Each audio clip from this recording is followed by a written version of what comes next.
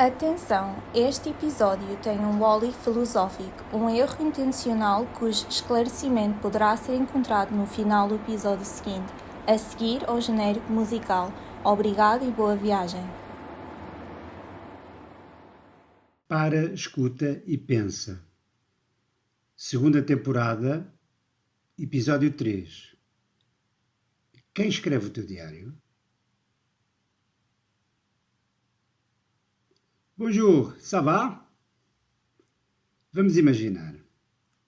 Acabaste de chegar da livraria onde foste comprar um livro para o contrato de leitura de português e descobres que o livro está rigorosamente em branco. Folheias folha após folha e não há uma única palavra escrita. Estranho, não é verdade? De certo voltarias à livraria para devolver o livro, alegando que tinha havido um erro de impressão. Entregavam-te outro, ficava o caso resolvido e voltavas para casa. Tudo normal, portanto. Agora imagina que voltas um dia mais tarde, à livraria, para comprar um caderno para servir de diário. Chegas a casa e descobres que o caderno já está completamente escrito. Folheias, folha após folha, e não há uma única página em branco. Estranho, não é verdade? De certo, voltarias à livraria para devolver o caderno, alegando que já estava usado.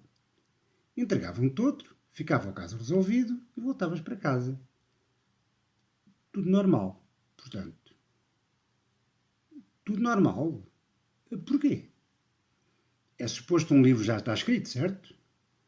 Já o caso do diário é diferente. Um diário tem de estar em branco. Porque é suposto ir sendo preenchido à medida que o seu autor vai vivendo o dia a dia. E as folhas têm necessariamente de estar em branco, porque, em rigor, ninguém sabe o que escrever no diário antes de ter vivido. Pode até dizer-se que cada dia da nossa vida é como se fosse uma página do nosso diário de vida. É o que pensa a Maria Miguel, a personagem de uma entrevista imaginária que escrevi há mais de 20 anos.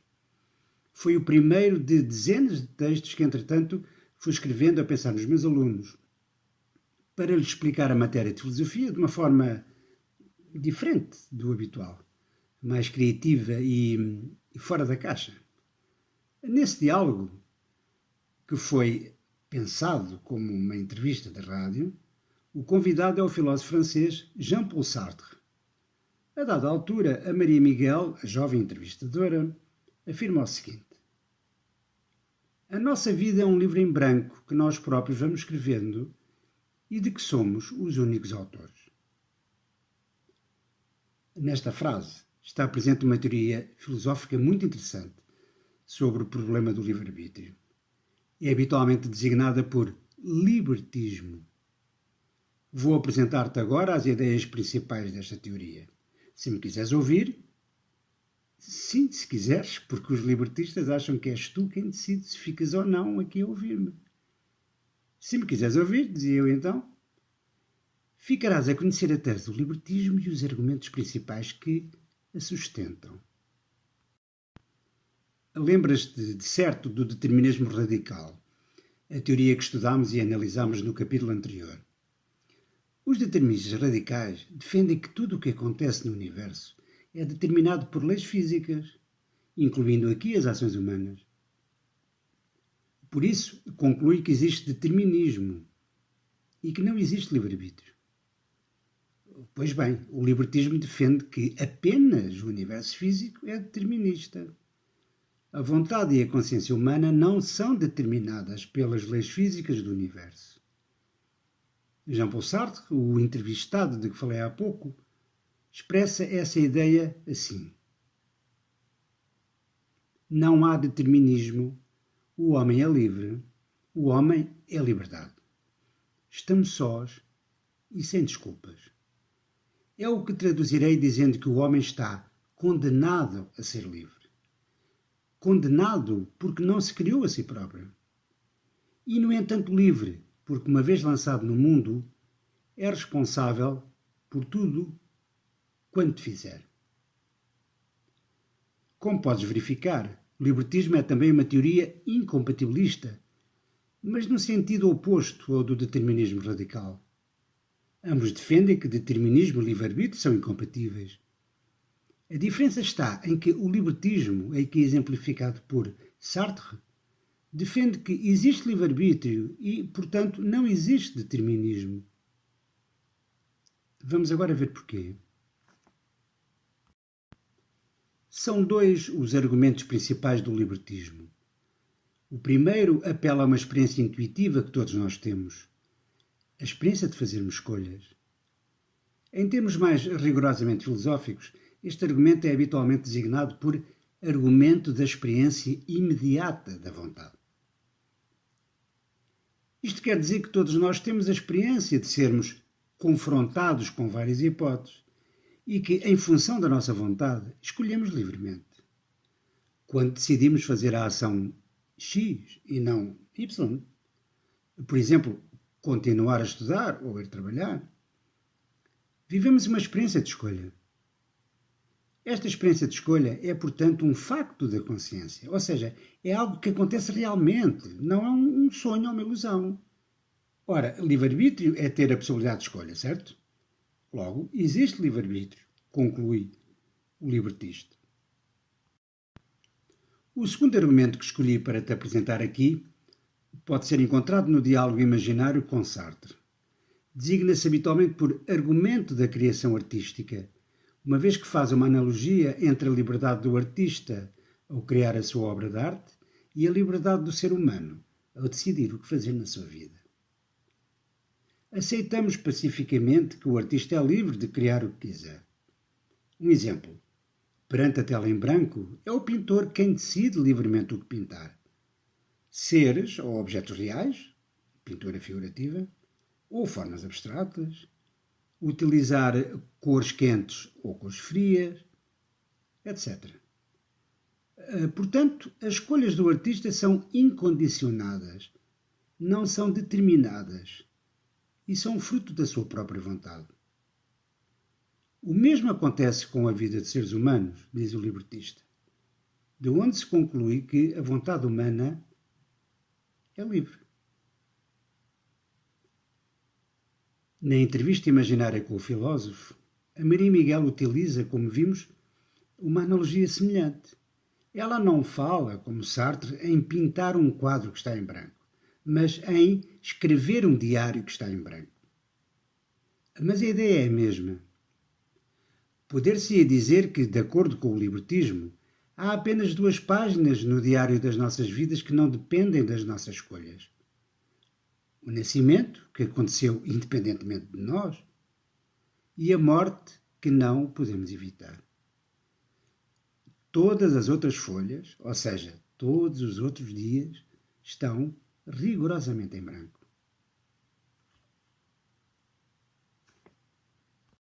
É talvez a altura de decifrar o título que escolhi para este terceiro episódio dedicado ao problema filosófico do livre-arbítrio. A pergunta é a seguinte: quem escreve o teu diário? Eu vou dizer outra vez: quem escreve o teu diário? Ou, dito de outro modo, quem é responsável pelo que acontece na tua vida? És tu, realmente? Quem escolhe, ou não poderias fazer as coisas de outro modo?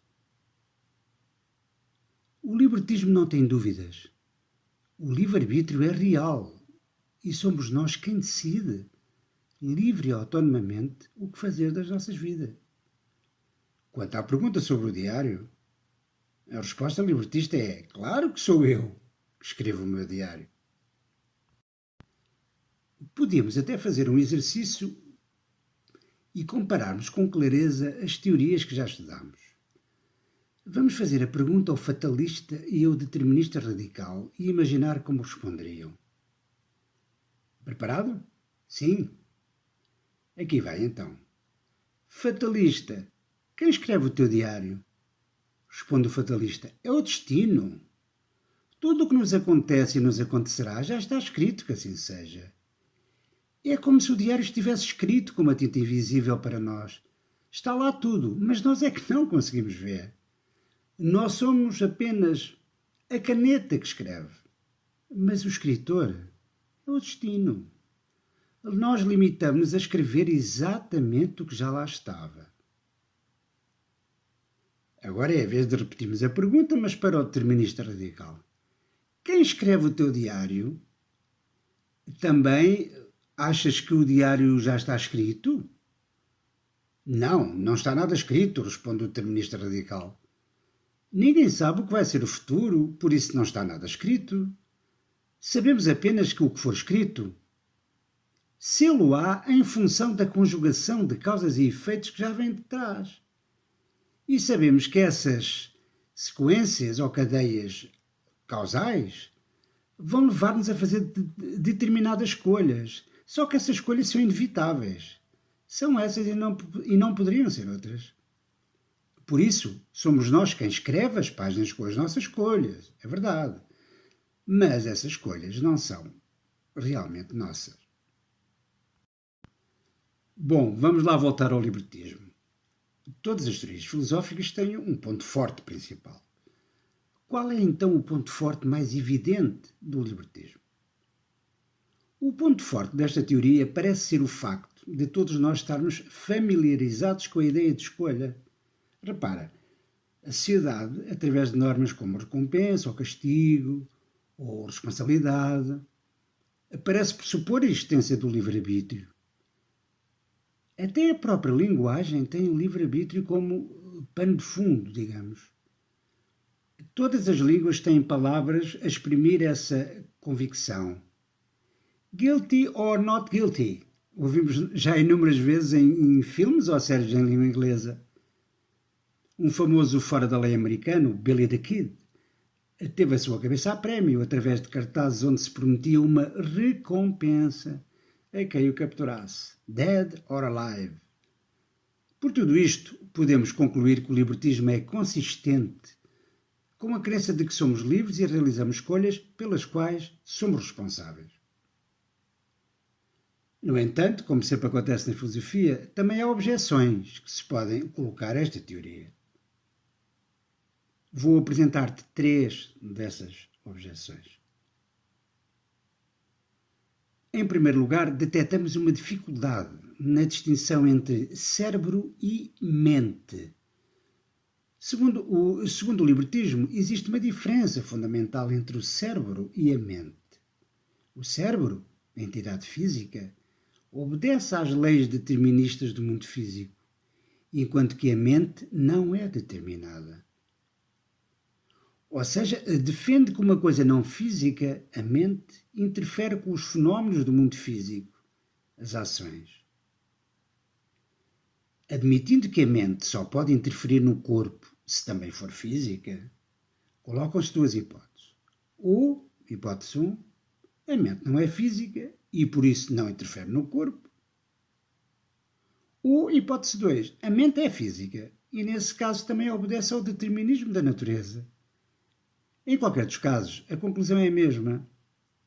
As ações humanas têm causas que são do mesmo tipo que os fenómenos naturais. Logo, não há ações livres. Ui, parece que os libertistas têm aqui um problema complicado para resolver. Vamos imaginar que eles tentam refutar esta objeção dizendo que a mente, ou a vontade livre, é o mesmo. É o que põe o nosso cérebro a funcionar, no sentido de dar as ordens ao corpo para fazer determinado movimento. Eu tenho um exemplo para ti. Imagina que uma criança está a correr e vai atravessar a estrada quando vê lá um carro, que, tudo indica, a vai atropelar violentamente. O que é que tu fazes? Dás uma corrida e apanhas a criança com o braço, mesmo a tempo de impedir que ela seja atropelada. Agora vamos tentar perceber como o libertista explica o que acabou de acontecer. Segundo ele, tu decidiste salvar a criança e a tua vontade livre fez com que o cérebro desse ordem às tuas pernas e ao teu braço que te permitiram salvá-la. A tua decisão foi livre porque podias não ter feito o que fizeste. Os teus colegas, por exemplo, ficaram quietos. Segundo o libertismo, isso foi também uma escolha livre deles, pois poderiam perfeitamente ter feito o mesmo que tu. Esta explicação tem um problema que deu origem a uma outra objeção. Parece que para o libertista Nós temos uma espécie de piloto no nosso cérebro que dá as coordenadas à mente, para ela, por sua vez, ordenar aos músculos do nosso corpo que executem as ordens do piloto através do cérebro. Só que este piloto mais parece um daqueles fantasmas assustadores dos filmes de terror. Se ele não é nada de material, o que lhe permite atravessar paredes, por exemplo, como é que o fantasma faz os objetos voarem sozinhos ou as janelas baterem fortemente em consequência de uma ventania por si criada? Imagina um fantasma tentar abrir uma porta com o puxador. Não conseguiria, porque a sua mão atravessaria a porta para o outro lado. É por isso que nos filmes os fantasmas atravessam as paredes e não precisam de abrir as portas como nós fazemos. Agora vê.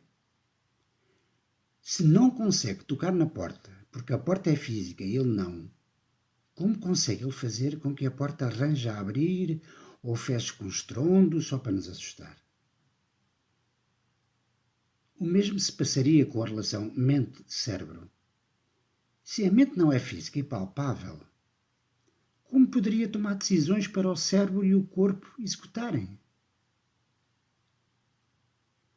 Bom, decididamente isto não está fácil para o libertista.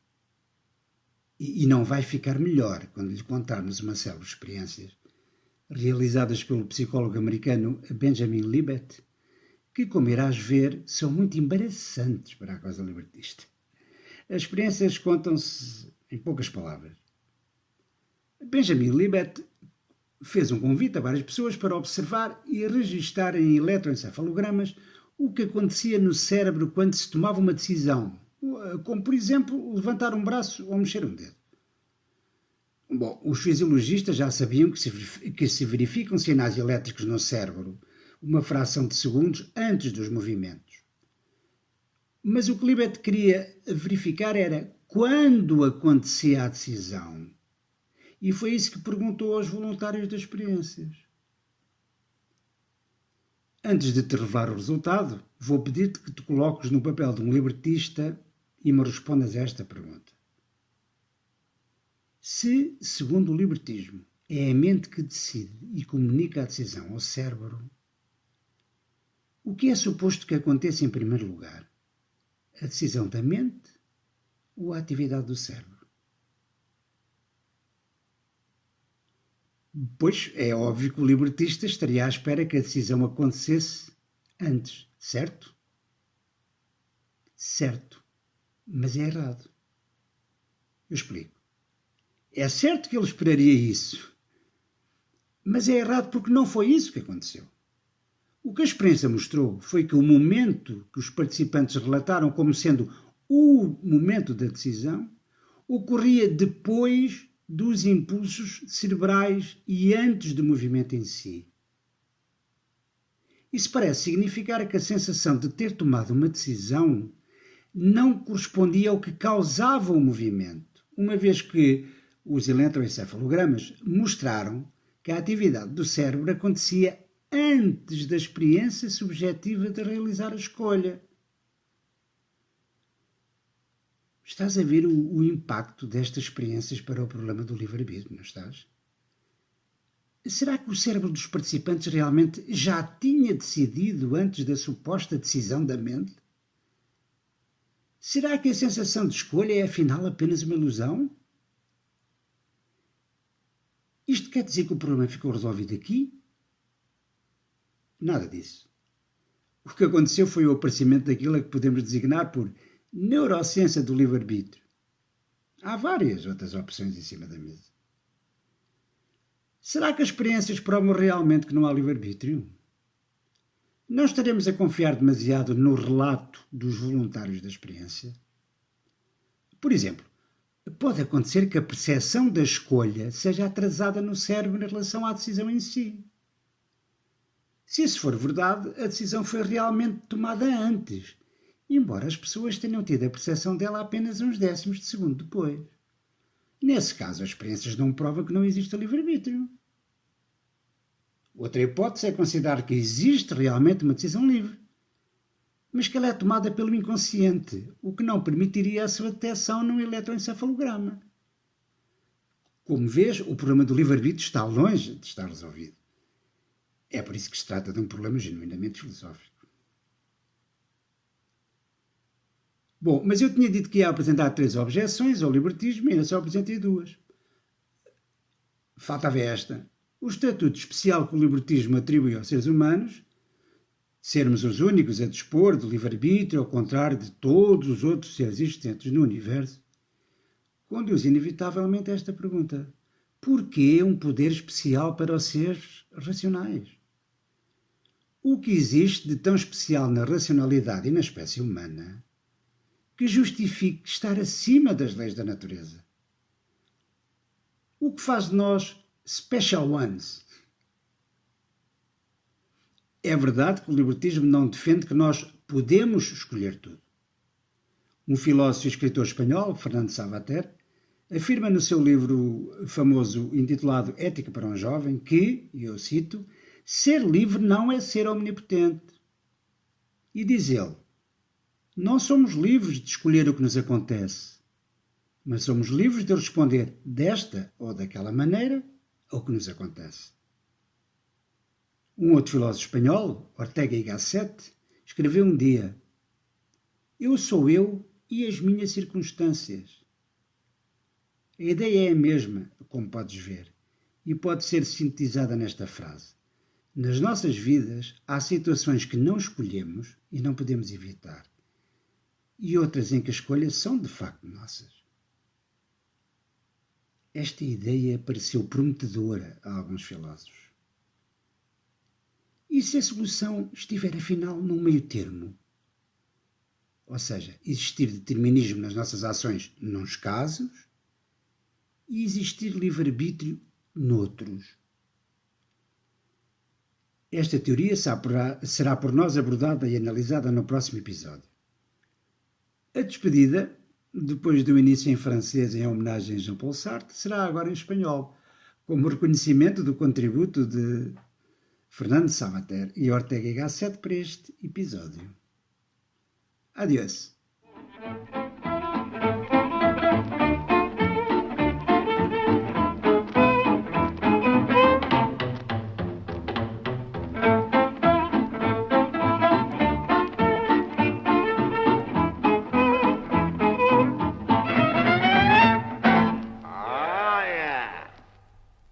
Esclarecimento do óleo filosófico do episódio 2. O óleo filosófico do episódio 2 está nesta frase. Por aquilo que aprendeste no episódio anterior, estás em condições de reconhecer que o determinismo radical é uma teoria compatibilista, uma vez que defende que a existência de determinismo e de livre-arbítrio são compatíveis. Isto foi o que eu disse. Esta afirmação é obviamente falsa, porque o determinismo radical é uma teoria incompatibilista, por defender que a existência de determinismo e de livre-arbítrio são incompatíveis entre si.